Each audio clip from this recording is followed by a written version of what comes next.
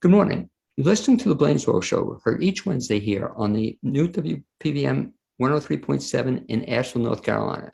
You can also listen online at WPVM.org and watch us on WPVM's Facebook page.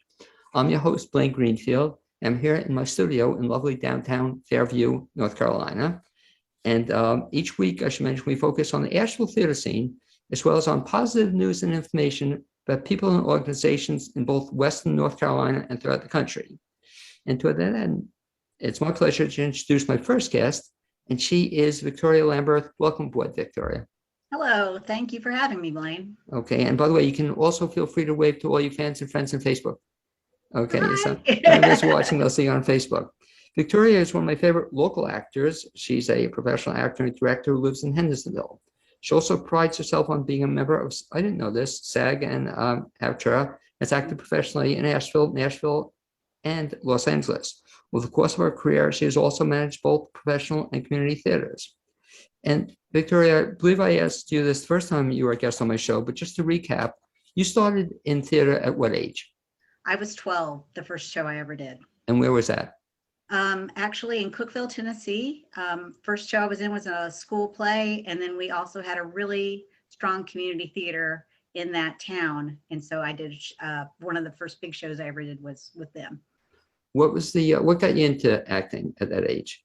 You know, it's interesting. I think that I was just a natural dramatic person. Honestly, but I can remember, really, I think what got me interested in it was doing skits and Girl Scouts, and we did playwriting in class and things like that. And it just really made me have a desire. I was always one of those people that like to get up in front of people and do speeches or whatever. So it just really seemed to be a natural fit for me. Now, the play you were in when you were 12, do you remember the play? Yes, it was called The Roaring Twenties. Okay, you remember it. Now, I may have shared this idea, but I really still want to do it with somebody as a fundraiser. I think I told you it could be for Montford, it could be for Magnetic, but I want everybody to do their first role. You know, your first role when you were 12. Do you have a videotape of that? Oh, no, I don't think there is a video of it anywhere. Was there even video then? No, but wouldn't that be cool, for your kids to see that here is mom, and we didn't have to do the whole role. We could just do 5 minutes of that. But wouldn't that be a gag if everybody did their first? It would be hilarious, honestly, because I'd be playing a 12-year-old girl. Exactly. I'd be curious, knowing you probably still remember the part, No, I do remember I opened the show with this really long monologue. Now, this is really? The first time I've ever been on stage, and that was the show opening. I was so nervous. They had to tell me to slow down when I came off stage, because that's pretty cool. As a 12-year-old, you're doing a big monologue, you weren't a tree or just, you had an actual monologue. What was the first community show you did? I believe it was Annie, Get Your Gun. Really? Oh, how exciting. And what was your role in that? I was just in the ensemble of that show. It reminds me, keep this in the back of your mind, Victoria, because if you notice, nobody's doing big musicals now this summer. Hopefully they'll come back next year. But boy, and since I've been to Asheville, I don't know if anybody's done Annie Get Your Gun. Oh, no. And the revival that they did, I don't know, it's been 20 years that they redid for Reba McEntire is, I actually prefer that show to the original Ethel Merman show. It's the same music. It's just kind of been redone, sure, a little bit more modern. Well, keep that in the back of your mind, because seriously, I could see that being a great play for Montford, big stage, and you could have Indians, you could have, Oh, yeah. Wow, wouldn't that be a fun show to do? It is a fun show. I mean, we had circus tents and all kinds. It was just a really fun show. But the one theater I could see doing it is at Montford, with a big stage. Oh, I'd love to do it. Well, talk about that. And so then you, as 12-year-old, started acting, and then you continued acting throughout your adult life? Yeah, on and off. I did take a really long break after college to pursue graphic design and marketing. So I was like living in the real world and trying not to theater. But I missed it really very much. So when I was getting to the end of my 20s and I was having a little bit of a midlife crisis or young life crisis, I decided I wanted to go back to it, that I really missed being able to do it. One of the cool stories about you is that just so happens your husband is an actor as well, Yes. Did you meet him in theater? Yes, we met doing a play together. Oh, did you really? What play? It was an original play called The Bell Witch Story at a theater in Tennessee, Middle Tennessee. Okay. So that's now your all-time favorite play, or? We've done several together over the years. Probably my favorite that we did together, oh gosh, and I know very few people saw it, but I really liked it when we did Stage Kiss, because we weren't playing a couple in that show. Oh, really? It was Yeah. somebody different from me. I was with someone else, but it was just I think, a really bizarre show. And my husband played a gay character, and he did a really wonderful job with it. And it was a fun show. I mean, and it had everything you could ever want in a show, from singing and dancing to fight choreography to, everything you can think of. Well, keep that in mind. Bring that to Asheville sometime, right? Because I'm not familiar with the show, Yeah, it's kind of a very, it would be a great show at Magnetic or someplace like that that's a little bit more edgy. It's a really edgy show. And talk about, before we switch gears a little bit, talk about anything else that you and Tate have done in the area. We'll talk about Trader at the end, but have you done anything else together? The last thing we did before Trader, we were in Christmas Bells at Brevard Little Theater together. Okay, I saw that. Yeah, very serious, dramatic music. Very dramatic. That, again, a very fun show. I really enjoy doing comedies, and that is the kind of comedy I love to do, because it's just, you cannot get too silly with it. It's big, and it's naturally that way. So it's just those are kind of shows are a lot of fun. Do you enjoy acting with Tate? I do like acting with my husband. When you do you work lines together? Yes, very much. And whoever has the most lines gets the priority of the attention. Because it's interesting you say that, and I'll speak to some couples, and they say just the opposite. They don't want to, rehearse with their partner or significant other. Mm-hmm. Yeah, so. No, it's very helpful. I mean, we're just doing line throughs, and one of us will read our part or the other parts, and the other person will do their lines, especially early on, and just try to get it through it as fast as possible. But it's really helpful having someone else in the house. Well, I have several other people. I have grown children that act. Oh, really? To just understand the whole process you go through, and the nerves and the anxiety you get over, oh my gosh, I'm not going to learn these lines, or whatever the situation is. Trying, it's just someone who kind of gets all that, and how all consuming being in a show can be. And a shout out to Tate, if he's listening or watching, is that the last show you were in, and Tate was in, I was as well, was Trader. Yes. And I just thought that was so good. And he was, you were good too, but he had such a demanding role in that. And he was so good in it, I thought, and it's so grateful, at least he got to do 3 shows, Yeah. Yeah. But that was a major role. And it must have been hard. I mean, you were great in yours. You just talking about your background. It just seemed that was a perfect role for you too. You put you put kind of a comic twist in it, but you were so good in it. Mm-hmm. But he was that was a big part though, wasn't it? And I thought he did a fantastic job. Yeah. I really wish, and I realized it was a situation none of us could control, but it was such a good show. And I feel like so many people wanted to see it that didn't get to see it because we closed after one weekend due to COVID.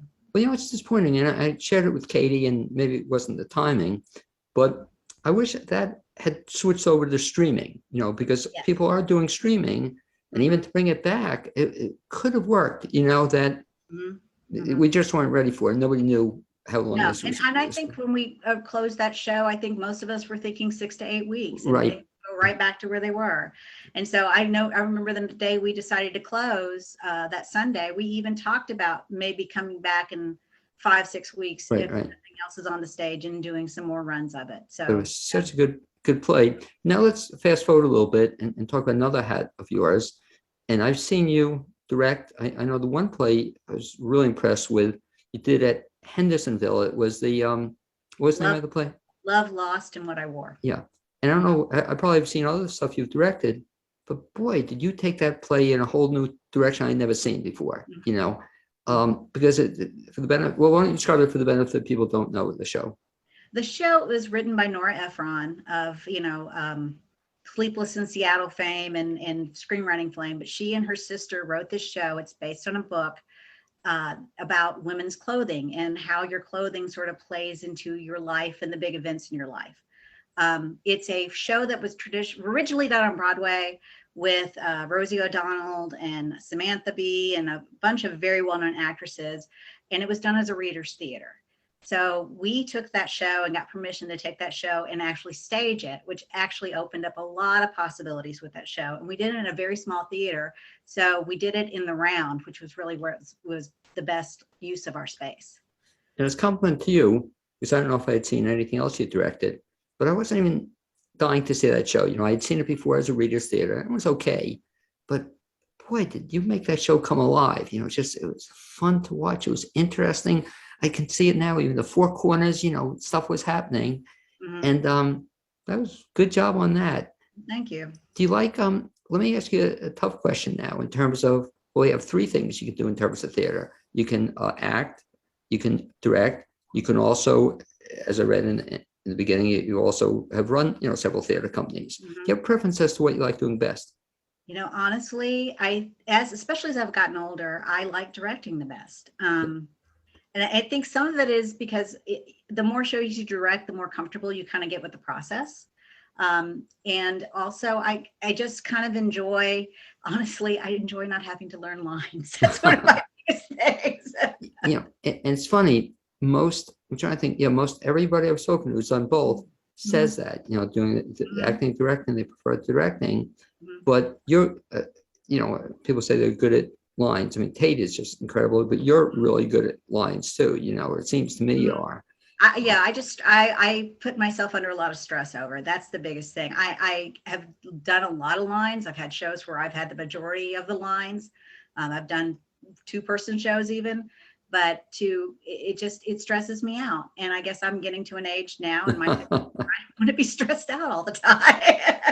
Let's not talk about then your directing hat, and that kind of segues into what we'll talk about next, having to do with a show you'll be directing at Montford Park Players. Mhm. That's coming up. When does that open up? It opens June 25th and it runs for 5 weekends. So we close July 24th, I believe, Okay. Saturday night. And having you actually talk a little bit about it, because you're going to start, so the show hasn't been cast yet.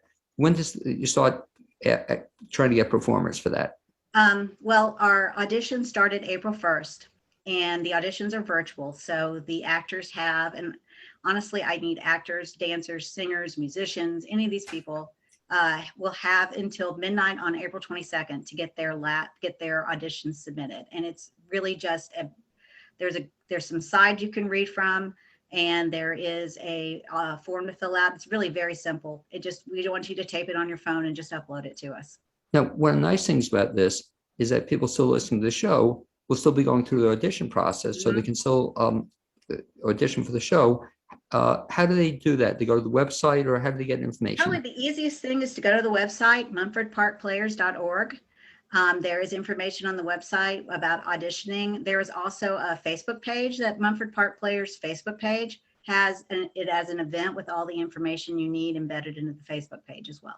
So if somebody wants to audition, they read the information, then they have to tape it and then send it to you? They have to, yeah. We really suggest you just don't stress out about the taping. Set your phone up and tape it on your phone. It doesn't have to, we know this is a new world and people are not used to auditioning this way. We just want to see how you handle words, and because this is not a Shakespearean show, we're not asking for Shakespearean monologues. We're asking for things that were written for the show. Now, I guess both the good and bad thing about this fact is I imagine the process will open up to a lot of people who haven't necessarily performed at Montford Park Players. But the scary thing is, I got to believe you're going to have a large number of people submit auditions. Do you think so? I kind of have that feeling, yeah. Well, how many? Now let's backtrack a little bit. So this is for what show, Victoria? This is for Grimm's Fairy Tales. It is a show that was written by 4 local female playwrights. So it's a original show based on the Grimm's Fairy Tales. So 4 local playwrights, all female, took a different fairy tale. They wrote their own interpretation of it. It's 4 very different, they're basically 4 one-acts, and all of them have a very different point of view and a very different kind of style and feeling to them. But the thing that ties them all together is they're all written by women, whereas a lot of Grimm's fairy tales were very patriarchal in the way that they were written. And if you can give a shout out to the 4 authors, if you have their names handy. Yes, Honor Moore, Barbie Angel, Catherine Langwell, and Monica McDaniel. Wow. I mean, that's some group of folks you put together for this. And so now the play's already done and been submitted to you? The play is finished. We started working on the play. Gosh, we've been working almost a year and a half on the play itself and putting it together and getting to the point where we're ready to produce. So remember when I first heard the concept, I said, wow, that's going to be quite a trip to do. How many actors are you looking to bring on stage? Honestly, I would love to have everybody that auditions in the show, but because of COVID, I'm going to have to find what I feel like we can make safe backstage, especially. So we are probably going to limit it to around 25 actors, if at all possible. That's not saying that's a hard number, because there are a lot of very kind of specialized roles written in this for people that move a certain way and things like that. So I think a lot of it's just going to depend on who I have for auditions and who I have to choose from. Well, it's also the possibility, right, that some people could be in more than one of the plays. Is that correct? Everybody will be in. Oh, will they? Probably, because if I cast this, there's probably 150 roles. So everybody will be doing multiple roles. It will be a very fun but intense evening. So you will be playing at least 3, maybe 4 or 5 roles during the night. That always impresses me, Victoria. I don't know how you feel about it, but I have enough trouble with one role, in a play, let alone, some people who can do multiple roles. I mean, this is heads up that you got to be prepared. You're going to be doing multiple roles. What's the most number of roles you ever did in a play? Wow, I haven't even thought about that. Maybe 4 or 5. Yeah, how about Tate? Has he done a bunch? I'm trying to think. In one show, I can't, maybe 2 or 3 at the most. Okay, but that must really be challenging for an actor to have to, Well, and I think it's my job, and I know maybe a lot of directors don't do this, but I try to help people from the beginning to sort of wrap their mind around it and start to be thinking from the get-go about how am I going to make each of these people different. And what am I going to do with the way I move? What am I going to do with my voice? What can I put on that's going to make me look like a different person? That was one of the big challenges about directing Love, Lost, and What I Wore. Everybody in that show played at least 10 roles. It was a huge number of character changes in one night. So you might have been doing, and for instance, one of our actresses played a Puerto Rican gang member, and then turned around and one scene later she's the mom in the next thing. So it was that kind of show. So yeah, I think it's my job to sort of get people kind of prepared for that and kind of coach them through what they're going to need to do to make that happen. How do you become a director? For me, it was totally by chance. I was living in Los Angeles and I had a 5-year-old child who was interested in theater, and we got her involved in a children's theater program, and they needed help. And one of the things they needed help with was just teaching and producing and directing children's theater. So I just sort of fell into it. And then when we came back to the Southeast, I just sort of carried that with me and continued doing it. And it just sort of led to one thing after another. I guess, and your career certainly exemplifies this as well, is that it's also just a matter of not only being in the right place at the right time, but just kind of getting involved in something. Because one of the things that I've always admired about you is that whatever you do, you really jump into it, Yeah, I don't do anything halfway. I'm sorry, what? I don't do anything halfway. No, I'm saying I saw that when you were in South Jersey, in South, in Hendersonville, in a local community theater there, and boy, you just jump right in and whatever you do, and that's like. But I guess that's kind of a recommendation I assume you make to other people. If you really want to get involved in theater, just do it. Mm-hmm. Oh yeah, I really feel like community theater is the place. The role of community theater is to let people come in and try things they've never tried before, and to do so with as much support as possible. Now, have you ever before developed a new show like this? It's interesting. Before we came here, I was involved in developing a show in Tennessee. We lived in Nashville, Tennessee. That was an original piece.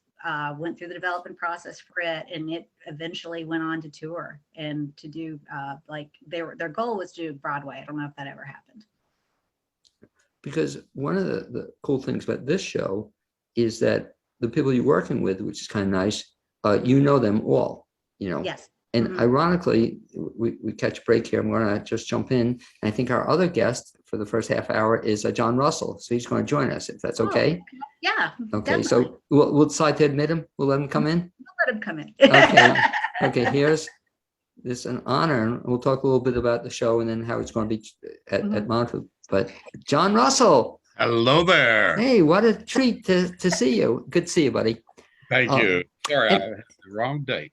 Well, close enough. We've been talking about, well, it's nice, Victoria, because it gave us the first 20 minutes to talk about John. Is that correct? And so Yes. You always talk about someone when they're not there. That's exactly. The way it Now we works. have to clean up our act, Victoria. And John, just to update you, and it's actually perfect timing because Victoria was talking all about the show. And Victoria, I'll just ask you maybe a final question, then we'll turn it over to John. The show, repeat the date. So to audition for the show starts what date again? April 1st through April 22nd at midnight. Okay, and they can just send a videotape. They can send a video. And nice thing, and I'll let you address this, but kind of the more the merrier. Oh, yes, definitely. Definitely. And, I always think about an audition just being a chance to do something, experience, just to practice your acting. People haven't been acting in a year. So just a chance to get out there and try to do something again. And nice thing, and I'll have John address this too, but it's a great way for people to get involved in local theater, especially if they haven't been involved in local theater. So this is a really good opportunity. And John, we'll turn this over to you in the remaining time, this first half hour, that Victoria was talking about this show now being, I think, the third show of the season at Montford. What are you guys doing to make theater, again, available to the Asheville public? Well, the first thing we want to do, Blaine, is to make sure that everyone is safe. We want them to come. We want them to be safe while they're there. So we are initiating some what some may consider severe, strict COVID protocols. We're going to require that everyone wear a mask, that everyone that's not in a closely related party will sit 6 feet apart from other non-related groups. We've been out all week measuring off the stage area, the seating area, to see, okay, how many people can we actually fit in there? And the answer is somewhere between 300 to 500. We're allowed 500 under the latest orders by the governor, which is 50% of our maximum capacity, as long as we can seat them safely. So go ahead. No, Victoria and I just had an idea. I think we talked about it off the stage. I'm very serious about this. We could use it for magnetic to show the separation to 6 feet. But you've heard of other theaters doing this, John, and we should talk about this. You could sell, the people like they do in the NBA basketball games. We could show people sitting in the audience to make it look like you have 1,000 people again. They just be called. No, I'm very serious about this. Cutouts, yeah. tell your development person. I'd probably do that. If you want to feel, if you're supporting the theater, wouldn't that be a fun thing to look at? Absolutely. I mean, to start off with, we could take all the headshots we've gotten over the years and turn them into those cardboard cutouts. No, I'm serious. And I'm telling you, I'd actually volunteer to do that. But wouldn't that be a fun way, Victoria? I think it would be a wonderful fundraiser. The actors would think it would be a wonderful fundraiser. The actors would think they're performing to a full stage. And but I'm serious. I'll buy the first one. So keep that in mind. But you could get, I guess, and I didn't realize you have all these pictures available, or people provide their own. Victoria, let John know or do the research on what the guy paid and how he got it done. Yeah, I'll look into that. Yeah, I'll ask him. But I'm saying, as you're saying, John, to separate the 6 feet, wouldn't that be fun? And the place be crowded, or at least the first row. Just food for thought. Very much so. So they come, but that's now very exciting that you're going to be doing live theater. The first show opens up when? May 7th, Comedy of Errors. That will run for 3 weeks and will be followed by a Midsummer Night's Dream for 4 weeks. Now so the first show, have you already started production and getting it off the ground? The show has been cast. They are, as we speak, on another Zoom meeting, having a rehearsal. Now, question, and I'm curious about this in terms of the performers. The performers, I assume, will not be wearing masks. Is that correct? Initially, we had thought about, are we going to require them to wear masks on stage? We're definitely thinking about masks off stage. However, the latest information I've gotten from the CDC is that if two actors have both been fully vaccinated Interesting. and 2 weeks since their last vaccination, then they can be together in close contact, that is closer than 6 feet, for more than 15 minutes, and the chance of transmission is almost infinitesimal. So you may know the governor put out new orders today, opening up the vaccination program starting April 7th. Anyone 16 and over in North Carolina can sign up to get a vaccination. So that's going to help us tremendously, because that'll allow us to hopefully get all of our actors vaccinated before the season starts, and then we don't have to worry about masks on stage, because we're going to be more than 15 feet away from the audience at all times. Because the exciting thing that you're doing, which I think is great, is that I've seen now a couple of shows. It's fun to actually be seeing shows now. And so what was it? Magnetic did a show, which was very clever. It was all outdoors, and they were able to do it. But it's so much different, Victoria. You can imagine with seeing it, with no offense to masks, but acting, you want to see the expressions if you can. Yes. So that's very exciting. So the first show is opening up good stuff in May. And what's the second show? The second show would be A Midsummer Night's Dream, which will open, give me 1 second, I can tell you. Well, let's see, May, 3 weeks, and then Midsummer would be opening May 28th. Okay. For 4 weeks. And then followed by Victoria's show. Followed by the world premiere of Grimm's Fairy Let me Tales. ask you this, John. How many world premieres have you done? Let's see now. This will be I believe, at least our second. Very exciting. We've done several North Carolina premieres, and we've got another North Carolina premiere coming up later in the season. What will that be? It's called The Sword and the Stone. It's the King Arthur legend from birth to when he pulls the sword out. So the early part of the historical historical tale, as it were. And that was written by a playwright in Massachusetts. It's going to be premiered in Birmingham, Alabama, but we get the second production. Okay, that sounds like it'd be a perfect show for you folks to have. Oh, very much so, because we're seeing a lot more, and have been for the last several years, a lot more younger families with children coming in to see theater. So we're trying to adapt, as most organizations have to adapt to a changing demographic. Well, not only that, John, you also do something else, which I think is really cool, is in terms of reaching a younger crowd. You also have, which I think is great, you have a young Shakespeare group, right? We do, absolutely. What's the name of it? It's the Montford Moppets, which is our youth theater in residence, and they're going to be doing 2 productions this summer, The Merry Wives of Windsor and Richard III. And those will be done as not quite a green show, but sort of a matinee, so to speak, at 5:30 before we do our show at 7:30. So it's a cut down version of a Shakespeare show, as most of them probably ought to be. But no, they're very exciting. And John, what I'd like you to keep in mind, I think I did a show, on that program, but future shows, let's do some others on upcoming shows. Give me 4 to 6 weeks advance notice. I'll do a show on each show.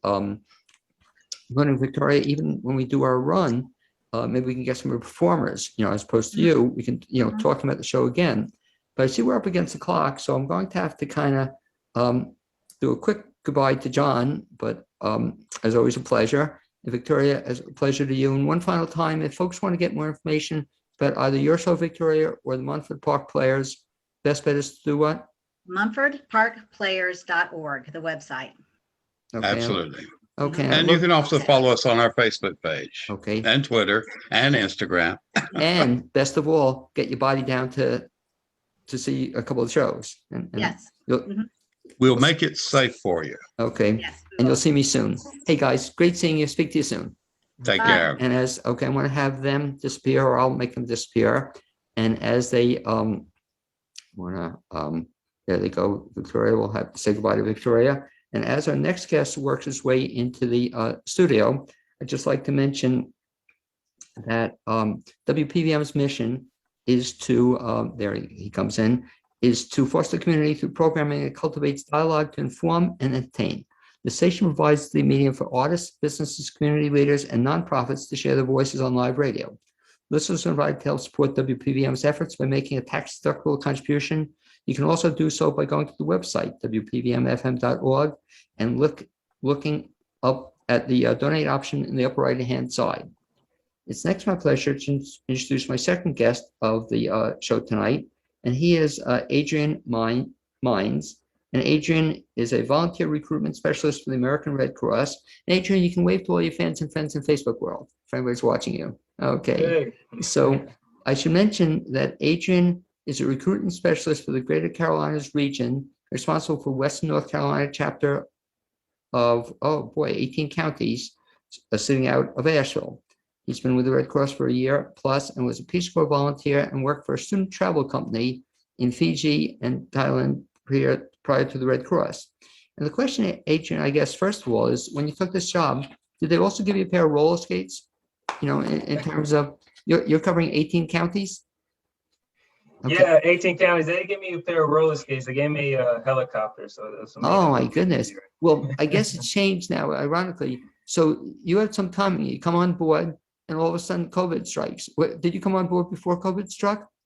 Yeah, so I came on board February of last year. So that was before COVID. And I spent about 3 weeks in the office. And then I just got an email from my boss that said, hey, starting next week, you got to work from home. So I've been working from home since then. Yeah, it's, I guess, a little different than you thought would be the case. Because, talk a little bit about that. I guess that presents kind of unique challenges to you in terms of recruiting volunteers is tough enough anytime, but recruiting volunteers not in person is, I guess, a little even tougher. Would you say that's true? Yeah, absolutely. I think virtually the challenge is not having face-to-face contact with individuals and not seeing different communities. So spaces like this where I'm able to have interviews definitely helps, but it's been difficult, but it's been my Red Cross world, if you will, since I started. So I'm kind of used to it. This is my normal.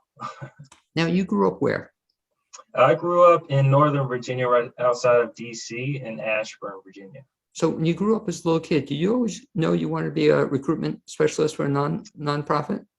No, I wanted to actually play in the NFL. So I played college football for 4 years, tried out, didn't make it. And then after that, I kind of had my awakening and was a Peace Corps volunteer. And ever since then, I just wanted to work for an organization that gave back to the community and work with other volunteers. So that's how I ended up with the American Red Cross. Where'd you go to college? I went to Austin Peay State University in Okay. Clarksville, Tennessee. Sure. So that must have been an awakening, though, that all of a sudden, at the age of whatever age you were, you said that you weren't going to be a professional football player, you know. And so that, I guess, opened your eyes a little bit. Yeah, it opened my eyes a lot. I got an experience to travel the world. I met a lot of people, unique people, passionate people. And, you know, I'm glad it happened like that. So here I am today. Well, when you volunteered for the Peace Corps, what got you into that? So one of my good friends, he actually volunteered in Ukraine and he came back. I was in a job I didn't like, and he said, hey, you should just give it a try. So I applied for the youth empowerment program in Fiji, and they gave me a call and I accepted. So I just went off for 2 years. So it was kind of in the moment. I had nothing else better going for me at the time. And so I applied for that position. That must have been a phenomenal experience, was it? Oh, yes, it was phenomenal. It was an opportunity to learn a different language. What's the language? It's Fijian. So I've learned that. I was fluent. You know, I had a family in Fiji. One of my good friends named his son after me. He took my surname. which was nice. So just being immersed in a different culture was phenomenal. Did you bring football to the culture? I did bring football. Yeah, I held like many football camps, and they taught me how to play rugby. So I came Oh, back really? for it. Absolutely. Yeah. Now, yeah, I wonder, rugby, they say, football is tough, but they said rugby can be pretty tough also, wasn't it? It's very tough because you have no pads, right? And you're still running full speed. So it was a change for me. Do you still play football at all? I do not. I'm more of a coaching role now. I kind of hung up my cleats. So if I get an opportunity to coach, I'll do that. Okay. So when this Red Cross opportunity came along, it was almost like if you could ever write a job description for a guy like you, it sounds like it's your job description, I mean, it seems you're tailor-made for this, that you getting out of the community. Had you had experience before college or even after college getting out of the community like this? I did. I used to volunteer kind of like at a food shelter for some time. And then I was a substitute teacher. I was involved with coaching football as well. So we did different projects within the local community. So I had some experience and I knew I found my new passion in this. That's why I kind of continued down this road. So how does your new passion tie into then the mission of American Red Cross? Yeah, that's a good question. I think the mission of the Red Cross is to support anyone who's in need. And I remember countless of times when I was in need and someone was there to help support me. So I think, having that mindset and knowing that the Red Cross is on that same page is why I came here. And I think that's why I enjoy what I do, because I'm always looking to help somebody else. Okay. A quote I use, you might enjoy it. It's from a woman by the name of Shirley Chisholm. You ever hear of her? Mm-hmm. She was the first African-American to ever run for president, long before Yeah. Obama. And one of my favorite quotes seems to be what you do. And she says, service is the rent we pay for living on earth. Mm.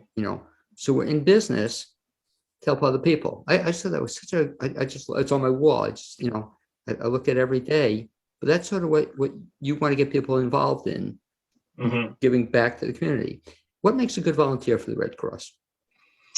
I think someone who is looking to learn new skills, who's looking to be part of a close-knit family, that you can meet people with similar mindsets. And I think it's anyone who just loves and is immersed in their community, basically. I think everyone has that itch to kind of help somebody else. And I think the Red Cross can fit that for a lot of people. And we have a lot of services that you can get involved with here at the Red Cross. And let's talk about some of the services, because I think a lot of people, of course, know the American Red Cross. They know it in terms of the blood drive. That's the one that strikes people. They know you guys do great work there. But talk about some of the other services you provide to the community.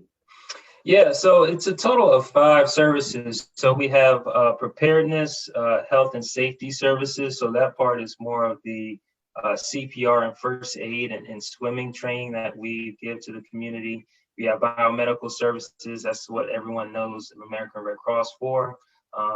And we have disaster services. So with those services, we just respond to local disasters and nationwide.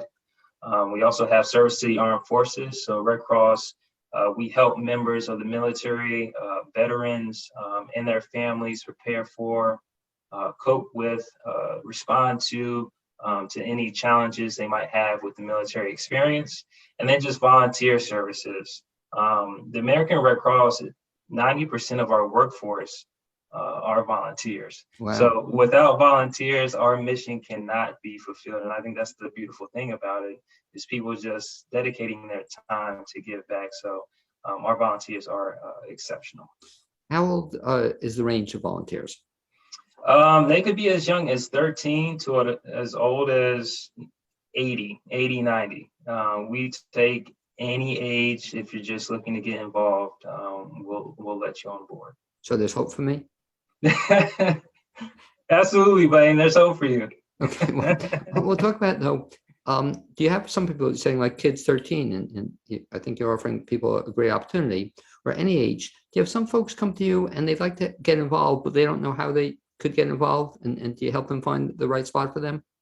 Yeah, absolutely. We want to make sure whoever comes on board, they are participating in a volunteer position they are excited about. So if you come, you're unsure of what you want to do, we can sit down with you, talk about your skills, what you want to get out of your volunteer opportunity, and be sure to match a volunteer position with your interests. Because we just have so many things, back of the scenes, especially people helping us out, we can find something for you.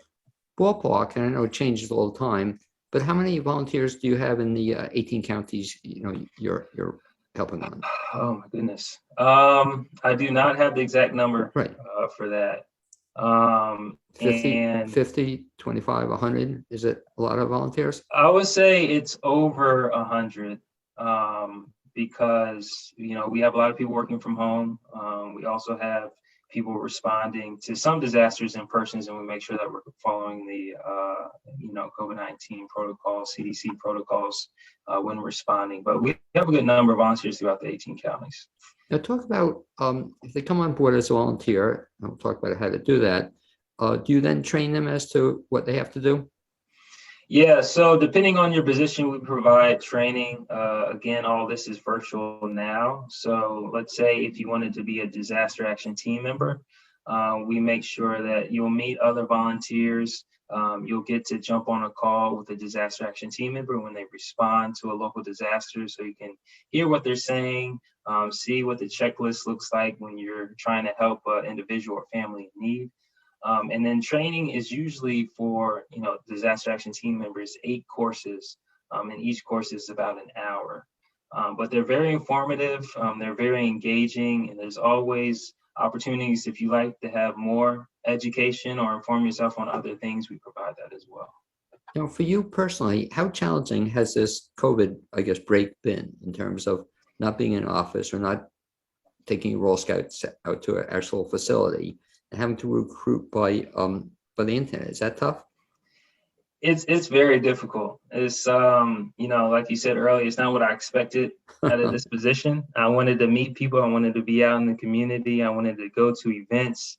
But I will say that speaking with volunteers over the phone or through Microsoft Teams really gave me the push to continue, because I know they're hearing their stories motivates me every day to try to find new people. So that has definitely helped.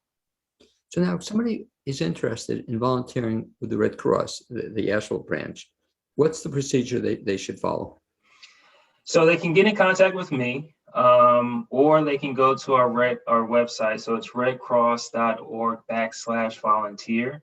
And then you'll have options. You'll see the different volunteer opportunities that is in the county. And then you'll just go through our volunteer application process, and we'll do a small background check and make sure that we fit the specific position to your skills, and refer you to the lines of service. So the easiest way is just get in contact with me, and I can work through that with you. Just repeat that. So the website you mentioned, is that though for Buncombe County, Asheville, or is that nationwide, the website you gave? So that's nationwide, but you have the opportunity to put in your zip code, so it will just be focused on Buncombe County. Okay, so again, I'll have you repeat that, then we'll talk about how else to reach you. But the website again was what? It is redcross.org/volunteer. Okay, and you mentioned, so that's the best way to get started in the process. Without even calling, you just go there, look at it, see what it entails, fill an application, and then you'll contact them afterward? Yeah, so you can, my contact information, my phone number is 828-450-4087. I'll have you repeat that. This is 828-450-4087. Okay. And if you take a look at that website and you're still not sure what you want to do, give me a call. I can definitely help you through that. So I think the easiest way is just to give me a call, and I can help you, inform yourself about the positions that are available, and we can go from there. So after the call, then you'll have me fill in the application. Then you mentioned there's a background check. I mean, you're upfront with people. There's background check. Then what happens? And then after your background check, we can refer you to the specific line of service you want to volunteer in. And then once you are referred, that line of service will reach out to you, thank you, and then let you know what training you need to complete in order for you to fulfill your duties. And talk about that, because it's pretty impressive stuff, and that I've gone through some Red Cross training as well. I mean, it's actually really good stuff. That describe what happens when you go through training. Is that you have to online, you have to take a test? How long does it take? Describe what happens. Yeah, so training is online. There is no final exam, but each session is very engaging with Microsoft Teams. We want to make sure that it's engaging so you gain that proper skill set. And we also just want to make sure we equip our volunteers with everything they need to be successful and feel comfortable. We always love feedback. So if you have a training, we will send out a survey to see how effective it was. But usually trainings, it just depends on the service. Like I said, for disaster action team members, you have 8 sessions and each session is an hour each. So it just depends on the specific position. Well, I think you said kind of the magic word, which is really good. There's no final exam. Is that correct? No, it's pretty appealing. Have you gone through all the training? I have gone through training for volunteer services and also for some disaster services training to help with disasters across our nation. So like I was virtually deployed last year to Louisiana when they had that hurricane. So I had to take the training for that. Oh, but you were virtually deployed. You weren't virtually there. Yeah, virtually deployed. So that'll probably be exciting for you too, when you actually start meeting people and seeing them and, working with them on a one-to-one basis. When do you see that happening? That's a good question. That's something I ask my boss on a weekly basis, and I don't have the answer for that. I think it comes from national. So whenever they make that decision, I'll be back out on the field. Talk about, if you would, Adrian, what's it like to be a volunteer? In other words, in your life, you've done some volunteer work. What feedback do you get from the volunteers who work with you and for you in terms of being in the community? What do they have to say about the process? I think they get a lot of joy out of it. They have the opportunity to meet a lot of people in their community. They get to use their skills and learn more skills. I think from the conversations I had with current volunteers, they just really enjoy helping someone in a time of need when no one else is there, right? And ensure their safety and provide anything they need, I think is what keeps our volunteers going. And then just once you experience that, having conversation with other volunteers and learning their experience, because each volunteer, even though we have the same mission here as a team, has a different experience. And it's just so interesting to hear that unique volunteer experience from somebody. So I think that is what keeps our current volunteers active. And even though you haven't met them in person, I assume even though it's been all COVID stuff and virtually, have you had some stories where people come back to you and said, hey, this was, even though it was, virtually, it helped, almost change their lives, or it made it, they felt something from helping other people? Can you still get that feeling even though it's been virtual? Absolutely. I think, virtual, of course, you don't have that human contact. You can't give somebody a hug, you can't give somebody a handshake. But knowing that you're helping someone on that other end, I think is still fulfilling. But it's definitely a different type of fulfillment than being in person. But I think people still enjoy it from what I hear, even though it's a little different from what they used to do day to day. Well, talking about giving the same feeling, I'm going to send you something after the show. It was a cartoon I saw in the paper, so you can just imagine it. But next time you run a volunteer session, and sometimes you do this for more than one person at a time, you have a group session. Yes. So what you should do, I'm telling you, you're going to owe me for this, Adrian. You could bring donuts, and bring virtual donuts, Oh, yeah, yeah. so hey, I have donuts for everybody, be virtually, so they'll remember you for that one. You'll owe me. But talk about then the experience I get, and you said something kind of interesting, the volunteer, the age range from 13. By the way, is there a minimum age limit, or is that the minimum 13? 13. So for high schoolers, we kind of have like Red Cross groups that they can get involved with. But usually most of our volunteers are 16 and up. So what do people tell you, or not so much they tell you, you tell them, is that, hey, I've never done volunteering, Adrian, and I'm thinking, of doing it. Sounds like a cool idea. What are the benefits that somebody gets from volunteering? Yeah, that's a good question. I think there's so many benefits, and it depends on each person. I think it's different, but first you receive free training, right? You after 90 days you can get free CPR training from the American Red Cross. If you're in between jobs, it's good for resume building. It also enhances your public speaking abilities because you're always talking in front of a lot of people. You'll learn how to be a leader and gain leadership skills because you'll have to have a team. You'll have to delegate and make sure the tasks are completed.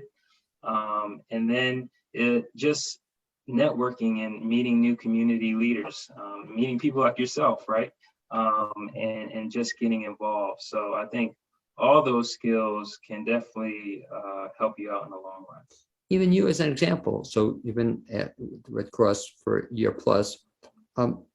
What's perhaps the most valuable experience you've had as a member of the Red Cross team since you've been in Nashville? I think oh my goodness, that's tough.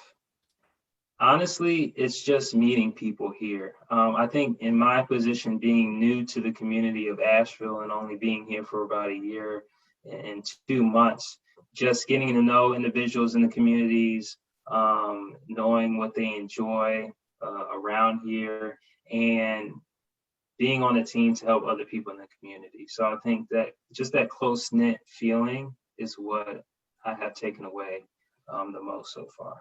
And again, just speaking to you now for the first time, it seems if ever there was a job almost written for you, this seems almost like, do you think that sometimes that, you mentioned before that you had a job you didn't like, Mm-hmm. and it must be exciting for you to work in a job. I mean, it seems like you at least like this. Are you enjoying it? Absolutely. Yeah. But isn't that a cool thing to work in a job that you actually like, can you imagine, and that, and even smiling about it, and that I imagine probably for you, where's in Buncombe County, where's the headquarters located? It's off of Edgewood Road in downtown Nashville. So you were there probably what, 2 months or 2 weeks or something? Yeah, like 3 weeks, I think. And then it was it. So I'm definitely looking forward to the day I go back. Can you imagine that there'll be people working in office? Well, nice thing too, I'd say you have to get dressed up, but a nice thing, you probably don't have to get too dressed up to work for the Red Cross. It's kind of a casual thing as well. What do you see in terms of moving forward? And you and I have talked a little bit about this off the air, and we'll continue our discussion. What do you see as your biggest needs in terms as a volunteer recruitment guy for the Red Cross? What are your biggest needs? I think for Buncombe County and Asheville, our biggest need is support at local blood drives. So I think with the pandemic, people were a little hesitant to come out and volunteer in person, which is fair. Completely understand that. But we do have CDC protocols. We're taking temperatures. We have like a mini kiosk that takes people's temperatures before they go to the donor site. We provide all PPE for our donors, volunteers, and paid staff on scene. And blood donor ambassadors are the key to all our blood drives. You just welcome in the donors. You're the first person they see. You help them log in, and then you provide refreshments after they donate blood. So you're giving an incentive, I think, for some people who might be listening or watching the show. Do you also get first dibs on the donuts? Yeah, that's right. Yeah, because you're the first one there. And any left over, you get to take them home with you. But that's kind of interesting. So in terms of numbers, so I think I told you off there, I've done some work with blood drives. That's a great way for people to get involved in that you kind of always are having blood drives or throughout the community, and you use volunteers at the blood drives? Yes. Mm-hmm. Yeah. And to make it clear to people, that they're not involved in taking the blood. That's not their job. But that's kind of interesting that to have a local blood drive, how many volunteers does it take at a particular location typically? Usually one or two it takes, and the shifts last between 4 to 6 hours. And usually people with a busy schedule, this is the perfect volunteer position because you're able to schedule your shift 3 months in advance. We just created a new app that makes it very easy for you to schedule your shifts. So if you want to volunteer maybe just twice a month, that's perfectly fine. And that would just be probably a total of 8 to 12 hours a month for you. You're talking about a perfect volunteer opportunity for lots of people, not only in terms of the flexibility, but boy, you're just helping people. You just try to make them feel good about the process, thanking them. And it's kind of nice to, I guess, be in that kind of opportunity. Unlike you were mentioning, I guess some of the other positions are needed, but disaster relief is tough because people are in, really bad, they really need help. Red Cross blood drive, it's kind of a different thing a little bit, but they're just there because they want to be, and you're, I guess, thanking them for being there. Exactly. Yep, you got it. Now, have you ever done that? I have not. No, I haven't had the opportunity to volunteer, but I've been at a blood drive and saw other blood donor ambassadors. And it was this one gentleman, I can't remember his name, but he's been with the Red Cross for 5+ years, and he just had the biggest smile on his face. Oh, really? He was engaging with everyone and just loved conversation. So I think that's definitely a fun part of the position, that you just get to talk to other people who are there. Well, it's cool too. Even as you're describing it, it almost sounds, it is a fun thing because you're helping other people. But the nice thing about that, they're there to help other people. So it's just a win-win situation. Absolutely. Food for thought for you, and you may have thought about it or may have done it. Do you ever get volunteers at, for example, blood drives? Yes, we have like flyers at tables, great. So they're able to see volunteer opportunities. Yeah. Okay, so I would think that'd be a perfect opportunity if they're there for a positive reason to give blood or something. They know the Red Cross, they know the mission. That might be kind of a fun thing to do. Where else do you seek volunteers from? When we are in a world where you're not at home all the time, where else will you be looking for volunteers? Where do you go? I think usually at events. So any type of festivals where they have tables, we will be there and recruit volunteers. Maybe being invited to different meetings or just giving speeches in different locations at high schools or community events to inform the people of volunteer opportunities is where we would be in person. Now, if somebody has an event or an idea for you, or they think and you and I have talked about this also, that they have a lot of people hanging out at, could they also contact you? Not necessarily, I guess, in that case, the website, but that would be the best bet. Just give you a call. Yeah, give me a call. If you have a huge event and you have, let's say, like a community board or a location where you have different community activities, give me a call and I can definitely mail you or email you some flyers that can be shared with the public. I have a lot of those. And so if people have ideas to help you recruit volunteers, so that's the kind of the interest as well, and you put them in whatever slot they want to be or whatever slot you could need them the most. Last question, in terms of the most pressing need you have, like right now, going into the spring, summer season, what's your pressing need right now? We have two. So blood donor ambassadors, people to support our blood drives, and then also our disaster action team members. And those are the people that respond to local disasters like home fires. If there's a huge storm, a tree falls on a house, this is the team that will contact the individual or family in need and make sure they provide them with accommodation, food, or clothing. And the nice thing about that particular opportunity is, again, most of the people you're helping or servicing or working with are kind of happy that you're there, I guess. That they're grateful for the Red Cross. Adrian, I'll just have you repeat again. If folks want to get more information about the serving as volunteer with American Red Cross in the Asheville area, best bet contact you. You said there were two ways. The website again was? Yep, the website is redcross.org/volunteer, or you can just give me a call at 828-450-4087. Okay, I'd like to thank you, Adrian, for being my guest the second half hour on the Blaine's World Show. I do look forward to speaking to you, or we'll be in touch because you do good work. And I think I told you I've long been a fan of Red Cross. So just thank you for all that you do for the community. I'd like to thank not only Adrian, but also Victoria Lamberth and John Russell, my guest the first half hour on the Blaine's World Show. Amy Prisnach, my producer. I look forward to having you join me next Wednesday at 9 a.m. here on WPVM 103.7 Asheville, North Carolina. You can also catch us online at WPVMFM.org. Hope to see you guys soon. Be well.